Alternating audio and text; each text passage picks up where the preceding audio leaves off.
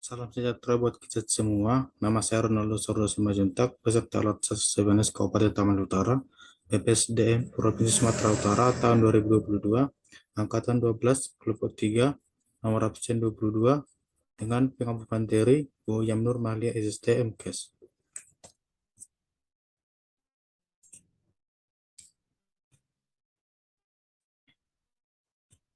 Kali ini saya akan menerangkan materi yang terakhir yaitu kolaboratif. Yang dimana kata kuncinya adalah kesediaan kerjasama dan sinergi untuk hasil yang lebih baik.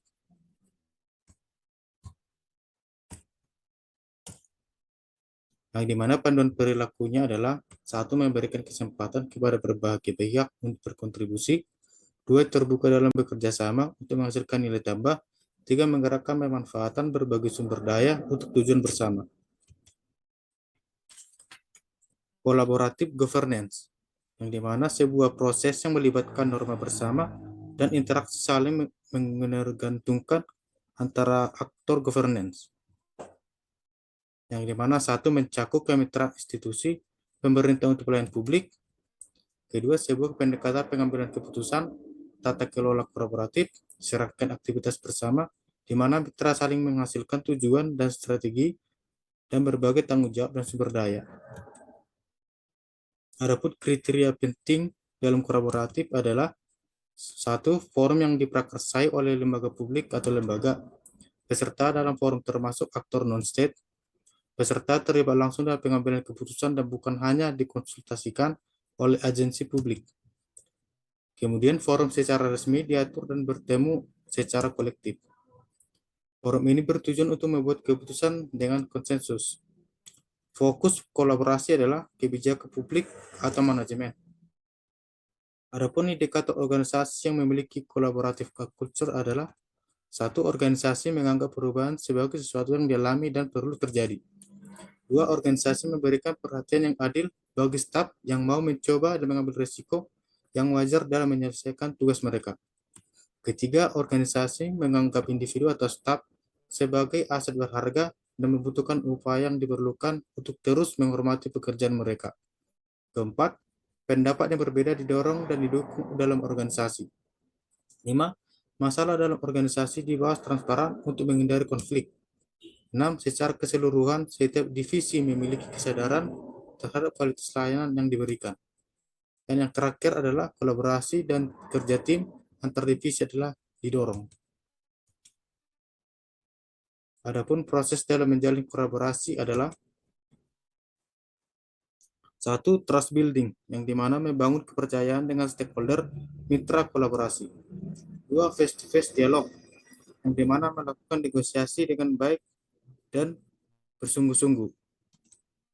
Tiga, komitmen terhadap proses, yang dimana pengakuan saling ketergantungan serta keterbukaan terkait keuntungan bersama. Pemahaman bersama, yang dimana berkaitan dengan kejelasan misi definisi bersama terkait permasalahan serta mengidentifikasi nilai bersama. Dan yang terakhir adalah menetapkan outcome antara di mana dalam mencapai tujuan harus didasari dengan kolaborasi. Faktor yang mempengaruhi keberhasilan dalam kolaborasi antar lembaga pemerintah yaitu satu, kepercayaan, dua, gaya kepemimpinan, tiga, pembagian kekuasaan, empat, strategi manajemen, lima, formalisasi pada pencapaian kolaborasi yang efisien, efektif antara entitas publik. Adapun aspek normatif kolaborasi pemerintah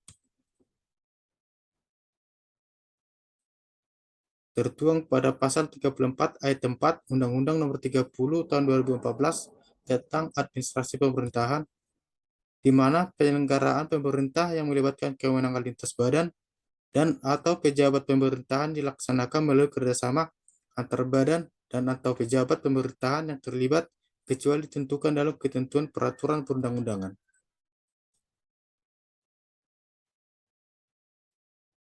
Adapun syarat bantuan kedinasan yaitu satu, kepatuhan dan atau tindakan tidak dapat dilaksanakan sendiri oleh badan dan atau pejabat pemerintahan yang meminta bantuan.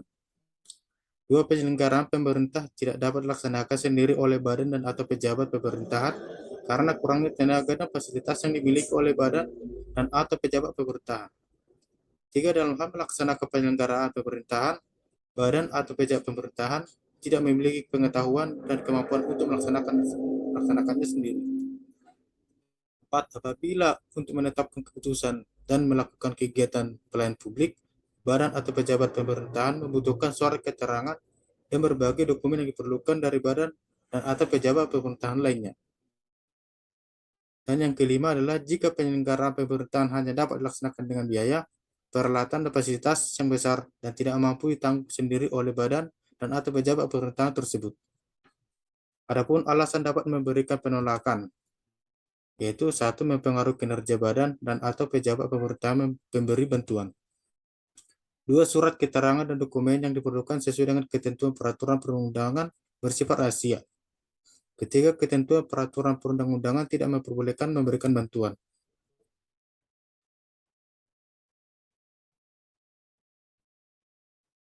Adapun penerapannya dalam unit kerja saya yaitu sebagai berikut.